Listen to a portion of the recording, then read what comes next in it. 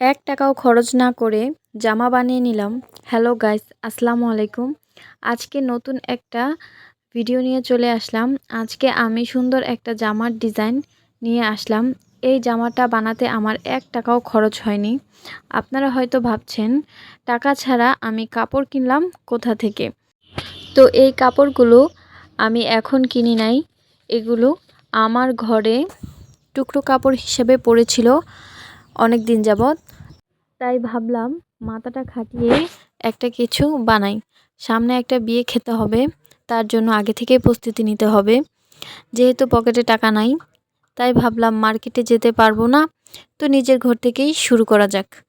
অনেক খুঁজে দেখলাম বেশ কিছুটা টুকরো কাপড় আছে।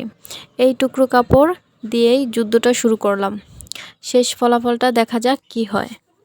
মাশাল্লাহ, আমি তো রীতিমতো টুকরো কাপড়ের উপর ক্রাশ খাইছি।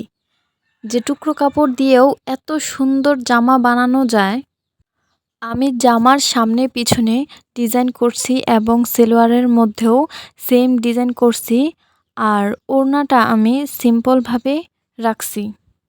সব কিছু মিলিয়ে জামাটা তো আমার কাছে খুব সুন্দর লাগছে। তো জানি না আপনাদের কাছে কেমন লাগছে। তো আমি এখানে জামা দেখাচ্ছি আর আমার ইয়ামিনও তার একটা গেঞ্জি নিয়ে ঘুরতেছে এখানে দেখানোর জন্য।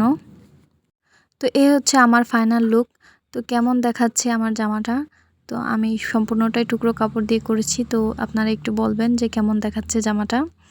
তো জানি না ক্যামেরাতে কেমন দেখাচ্ছে, তো সামনাসামনি আমাকে এমনি তো অনেক ভালো লাগতেছিল। আমার কাছেও জামাটা দেখে খুবই ভালো লাগতেছিল।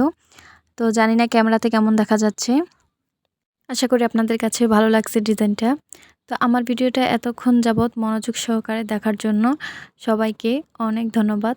তো যারা ভিডিওটা দেখছেন অবশ্যই একটা লাইক, একটা কমেন্ট করে দিবেন, তাহলে আমি বুঝতে পারবো যে কার কেমন লাগছে। তো সব কিছু মিলিয়ে আজকের ভিডিওটা এখানেই শেষ করলাম। তো আপনাদেরকে অসংখ্য ধন্যবাদ যে আমার সম্পূর্ণ ভিডিওটা দেখার জন্য। তো পরবর্তীতে আরও যেন এরকম ভিডিও দিতে পারি, তো সেই জন্য অবশ্যই আমার চ্যানেলটাকে সাবস্ক্রাইব করে দিবেন। ধন্যবাদ।